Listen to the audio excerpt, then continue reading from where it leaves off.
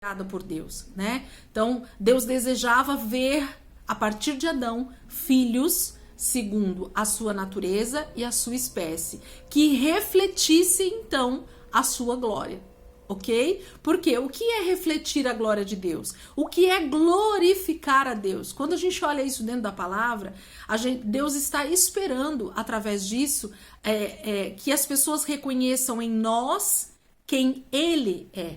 Então, quando uma pessoa olhar para mim e me elogiar por algo que eu fiz ou por uma atitude que eu tenho, ela precisa ver: nossa, você é filho de Deus. Então, essa é a frase, essa é a atitude que Deus gostaria que as pessoas que olhassem para nós, que convivessem conosco, elas conseguissem identificar em nós. Elas precisavam olhar para nós e ver, de verdade, aí vai um filho ou uma filha de Deus. Mas por que ali vai um filho ou uma filha de Deus? Porque as atitudes, as palavras, o caráter, a maneira de agir dessa pessoa é justamente segundo o seu pai.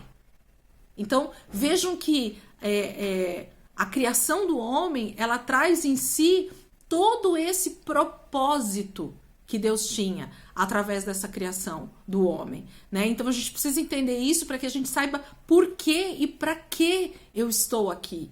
Para que eu fui criada, né? Com qual a intenção Deus me criou? Por que eu vim a este mundo? Então, essas perguntas que muitos filósofos se fazem, ela está exatamente escrita aqui em Gênesis 1, 26 e 27. Eu não preciso procurar em grandes literaturas, eu não preciso estudar filosofia e psicologia e tantas outras matérias, né, de graduação para entender algo muito simples e muito objetivo, porque a criação descreve exatamente o que Deus queria de mim e de você. Então, é o único ser criado por Deus que traz em si toda essa essência, mas que ao mesmo tempo uma essência muito simples e muito objetiva, ok? Então, o primeiro era ter filhos segundo a sua natureza e a sua espécie, façamos o homem a nossa imagem e a nossa semelhança. A segunda parte é que esse homem dominasse sobre a natureza que Deus tinha criado. Então, Deus entrega toda uma criação pronta do dia 1 ao dia 5, Deus cria todas as coisas, né, na terra. Deus cria tudo que o homem precisaria ter para viver uma vida saudável, para viver uma vida de abundância, para viver uma vida de alegria nessa terra. Então Deus põe tudo na terra. E ali, descrito no Gênesis 1, fala desse jardim, né, que Deus criou. Então o jardim aqui, queridos, ele está muito mais como uma alegoria do que seria exatamente essa terra. Não dá pra gente entrar nesse assunto aqui, mas numa próxima aula, dentro desse assunto, a gente pode abrir um pouco mais sobre isso. Mas esse jardim do Éden que Gênesis vai falar, ele tá muito mais ligado a um lugar de perfeição, a um lugar onde a criação foi totalmente articulada e desenhada para que quando viesse o sexto dia, a criação, a perfeição da criação de Deus, que era o ser humano, que era a criatura segundo a sua imagem e a sua semelhança, pudesse dominar sobre isso, pudesse zelar por isso, pudesse cuidar disso, porque esse é uma das ordens que Deus dá para Adão e para sua esposa depois sobre o Éden, para que eles cultivassem, para que eles cuidassem, para que eles zelassem por aquele ambiente. E o homem, então, cumpriria o seu total propósito da criação, de ter sido criado por Deus. Mas, Elisângela, então, tá tudo muito simples, muito objetivo dentro desse versículo 26 e 27. Só que não para por aí. O que eu disse para vocês aqui era o propósito quando Deus nos criou, no sentido de formação, no sentido de criação. Mas, se eu disse que Deus estava querendo gerar uma família para ele, de filhos e filhas, segundo a sua imagem e a sua semelhança, você pode me dizer assim, para que o homem, para que o ser humano geralmente casa-se, né? Tem o casamento. Para que ele gera filhos? Para que ele faz um ambiente do lar, né? Tem uma casa onde ele pode ali ter uma vida em comum com a sua família, com a esposa, com o marido, com os filhos, com os netos, com os genros, com as noras. Porque existe algo que desde a criação está no nosso íntimo, está no nosso interior, e que isso fala muito alto dentro de nós, porque nós somos criados para isso.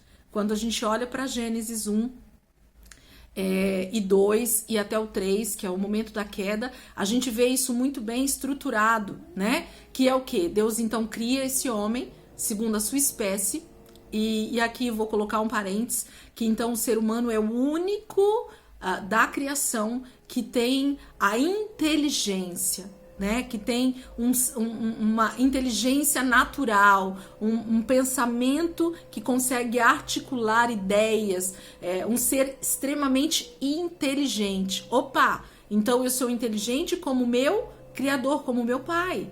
Então, quando o homem ele usa simplesmente hoje, segundo a ciência, fala aí, sei lá, 2%, 1% da sua capacidade cerebral, eu tento imaginar qual seria a capacidade intelectual e mental de Adão antes da queda, né? Porque Deus criou o homem à sua imagem e à sua semelhança. Então, o homem era perfeito em totalidade nos seus pensamentos, nas suas ideias, na sua criatividade, porque ele veio de Deus.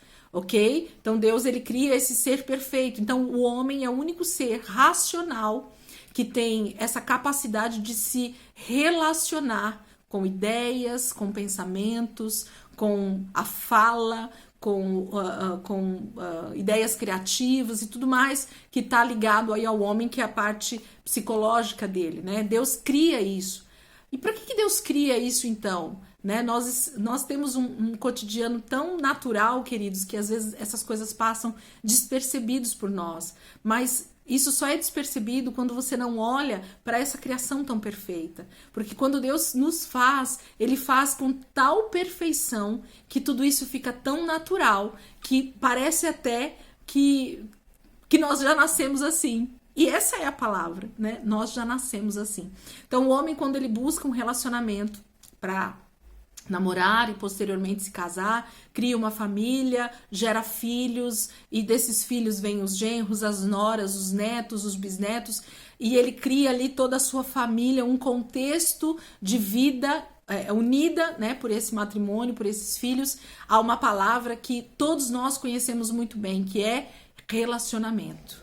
Então, o que mais o pai e uma mãe desejam com essa família que ele cria é ter relacionamento, é ter comunhão com essa família, né? E essa palavra é tão abrangente que ela vem do Éden, ela vem da criação. Então, Deus, quando faz o homem, e posteriormente ele olha para o homem e diz assim, não é bom que o homem esteja só, né? Porque o homem precisava também dessa junção, dessa pessoa do lado dele que pudesse completá-lo, né? Dessa pessoa que pudesse fazer com que desse primeiro casal fosse então gerado muito mais filhos, né? Esse é o maior desejo de um pai, de uma mãe que gera um filho, é ter a sua posteridade, é ter a sua geração aumentada, né? Então, como é bom quando a gente vê a nossa geração já se casando e aí gerando outra geração que são os netos, e aí esses netos também se casam e viram os nossos bisnetos, e a gente vê a nossa geração seguindo,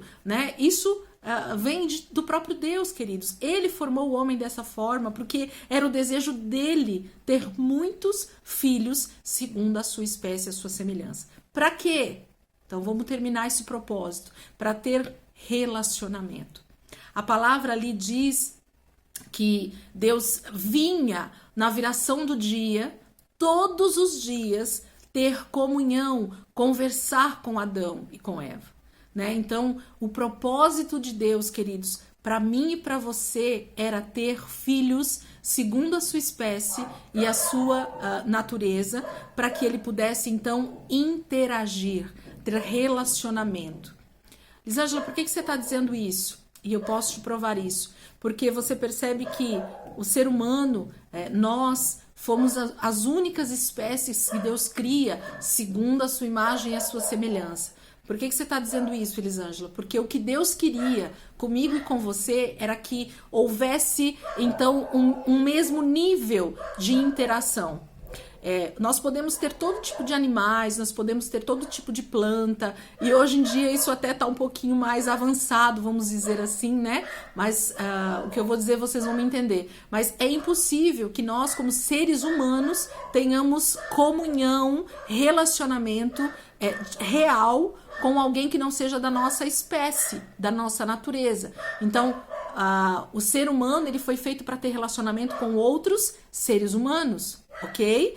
Assim como os animais têm relacionamento com a sua própria espécie, assim como as plantas têm relacionamento com as suas próprias espécies, assim como as aves têm relacionamento com as suas próprias espécies, o homem, o ser humano, criado à imagem e semelhança de Deus. Então Deus é igual a mim e a você, e aí você entenda o que eu tô querendo dizer, né, no sentido de criação, de homem formado tripartido, espírito, alma e corpo, e que tem uma mente que pensa, e Deus fala conosco, ok?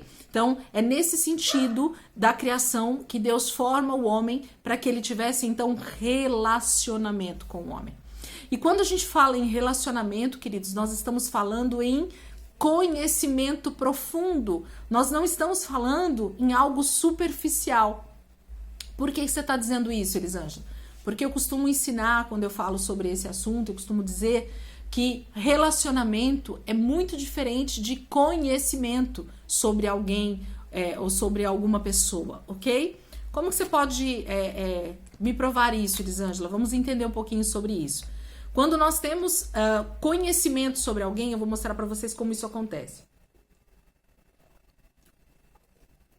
Alguém chega para mim e para você e diz assim, por exemplo, Elisângela, você conhece o Silvio Santos, por exemplo, que é uma pessoa até conhecida até no Brasil e fora do Brasil? E eu posso dizer assim para você, conheço o Silvio Santos. Ele é o dono de uma rede de televisão, ele é um pai de família que teve 6 filhas mulheres, ele é casado com uma mulher desde a sua juventude, né? Ele nunca se separou, ele tem essa mulher, ele é divertido, ele é uma pessoa comunicativa e você vai poder falar várias coisas. Hoje ele mora nos Estados Unidos, por exemplo, ele vem ao Brasil somente para gravar os seus programas e cumprir os seus compromissos.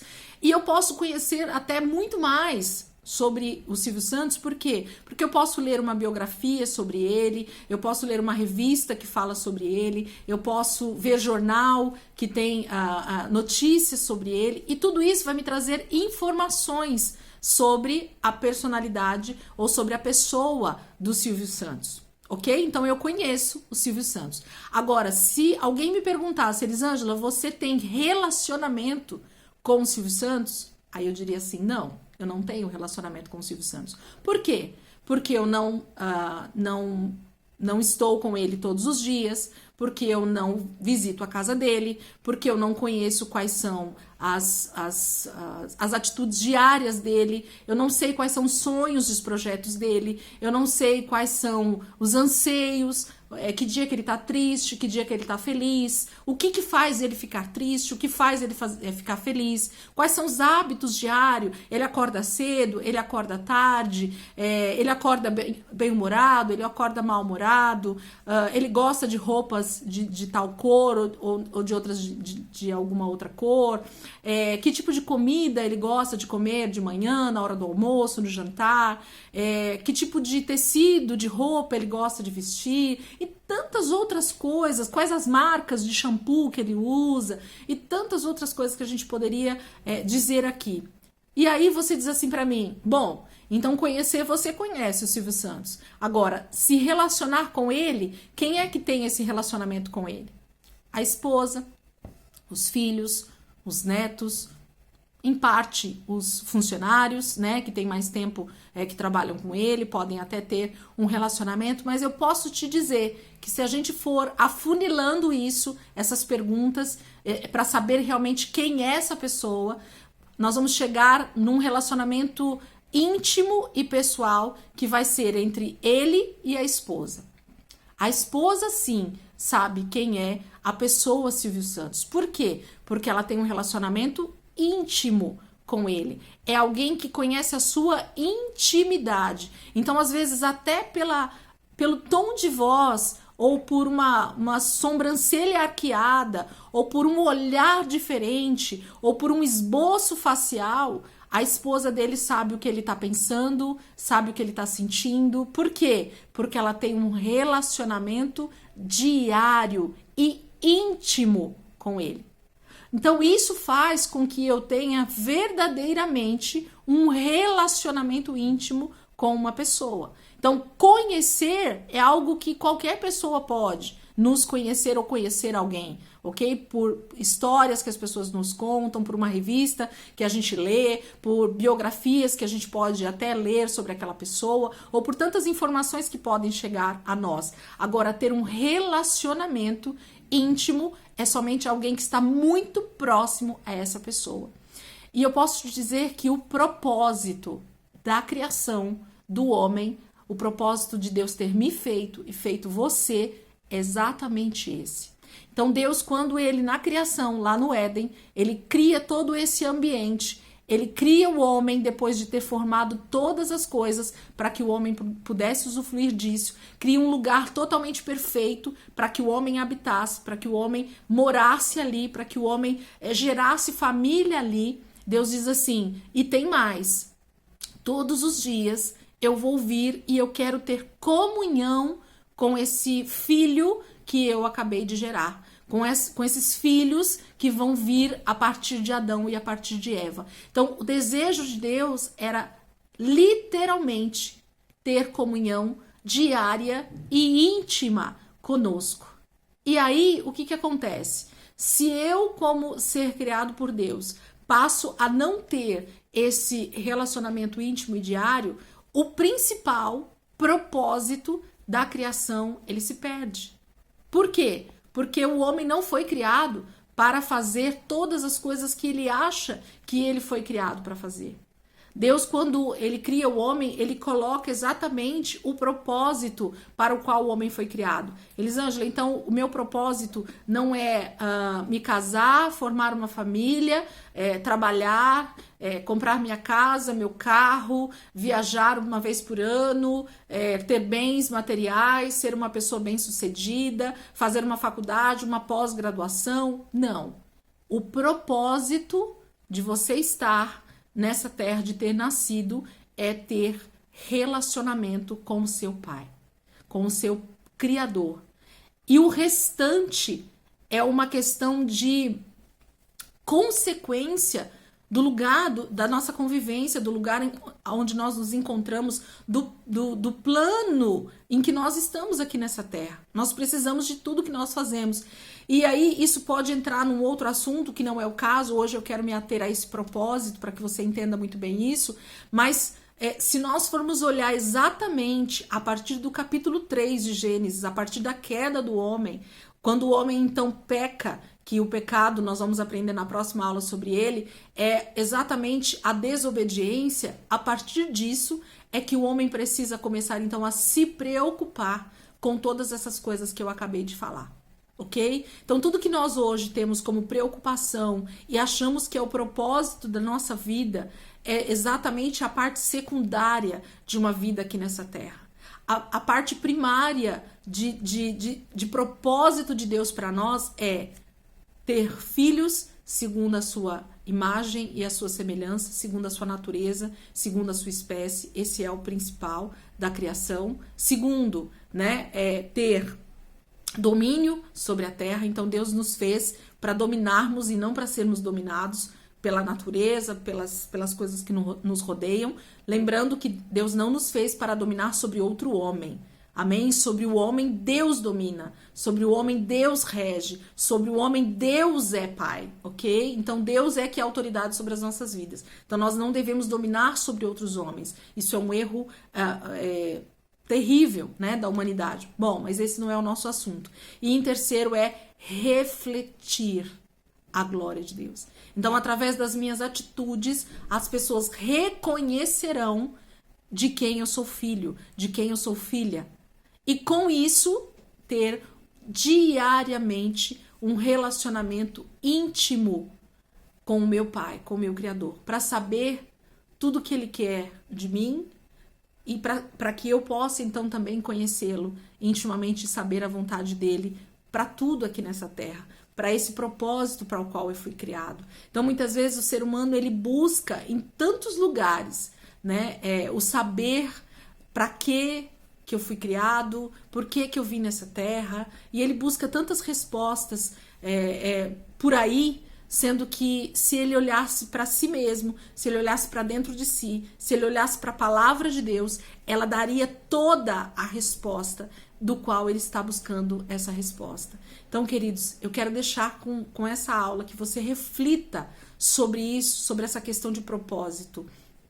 O homem foi criado com o propósito de ser filho de Deus e de ter relacionamento íntimo e pessoal com Deus. Então, quando eu deixo essas coisas de lado, quando eu deixo esse propósito de lado, eu começo a buscar fontes de satisfação que geralmente não vão trazer uma satisfação real.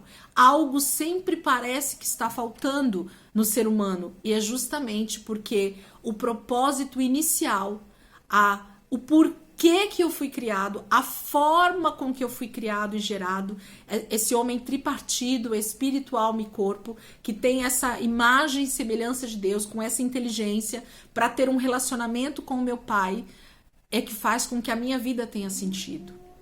Então, a gente precisa voltar para esses fundamentos. Por isso que essa escola, ela chama Escola de Fundamentos, porque o meu maior desejo, querido, é que nós venhamos olhar para a palavra de forma muito simples e de forma muito objetiva, para que a gente não se perca em pensamentos, em ideias que não são as que estão ali dentro da palavra, e a gente tenta buscar respostas para tantas coisas que só vão nos levar para mais longe de Deus. Então eu queria deixar mais essa aula para que a gente pudesse refletir.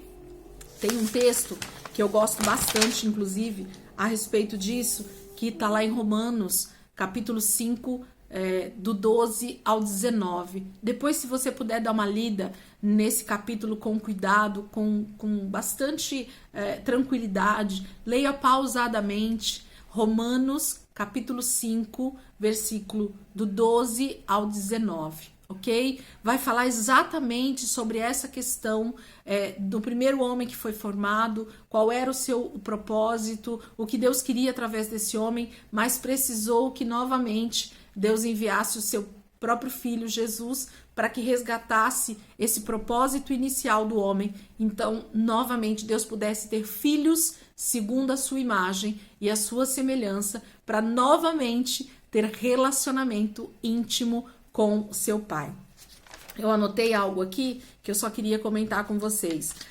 Eu coloquei assim, ó, eu não posso ter relacionamento íntimo com um ser de outra natureza, ok? Então, quando o homem ele tenta ter relacionamento íntimo, relacionamento diário com algo que não é